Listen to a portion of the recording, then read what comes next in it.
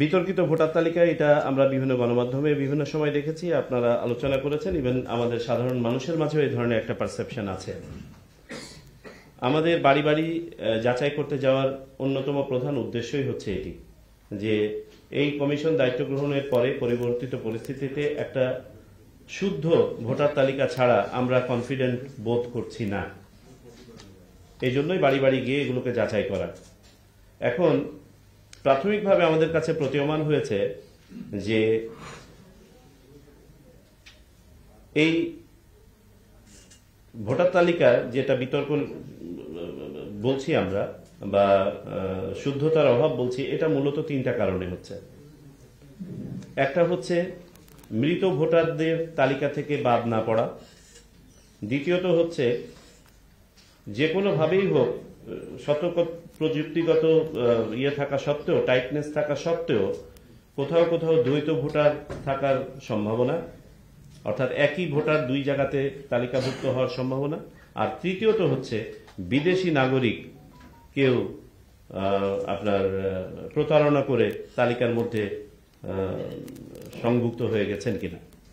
আমরা রিসেন্টলি একাধিক ইনসিডেন্ট পেয়েছি, যেমন আমরা চট্টগ্রাম এলাকায়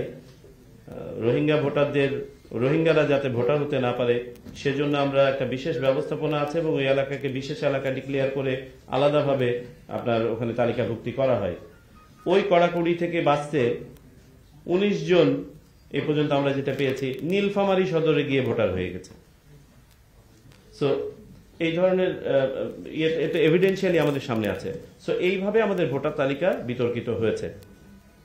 পাশাপাশি আমরা মাঠ পর্যায়ের থেকে অনেক সময় তথ্য পাই যে যখন আমাদের তথ্য সংগ্রহকারী বাড়ি বাড়ি তথ্য সংগ্রহ করতে যায়, কোনো একজন জনপ্রতিনিধি বা স্থানীয় কোনো ব্যক্তি আমাদেরকে সহায়তা করেন, করতে গিয়ে দেখা যায় উনি ওনার নিজের ভোটার যারা আছে 18 বছর হয়তো পূর্তি হয় না, বয়স বাড়ায় তাকে তালিকাভুক্ত করে ফেলে।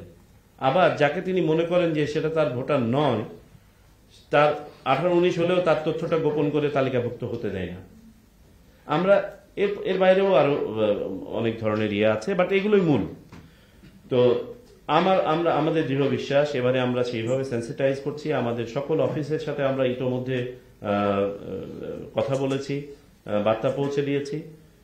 ইতোমধ্যে আপনারা দেখে থাকবেন যে আমাদের প্রধান নির্বাচন কমিশনার মহোদয় দুটো বিভাগ ইতোমধ্যে ভিজিট করেছেন। আমরা কমিশনাররাও এরপরে বেরোবো। আমাদের ডিজিএনআইডি সহ আমাদের সচিবালয়ের সংশ্লিষ্ট দায়িত্বপ্রাপ্ত ব্যক্তিগণ মাঠ পর্যায়ে যাচ্ছেন, এভাবে সেন্সিটাইজ করছি। পাশাপাশি আমাদের ইলেকশন ট্রেনিং এর অন্তর্ভুক্ত করেছি আমরা এগুলোকে, যাতে করে আমরা এটাকে কাটিয়ে উঠতে পারি।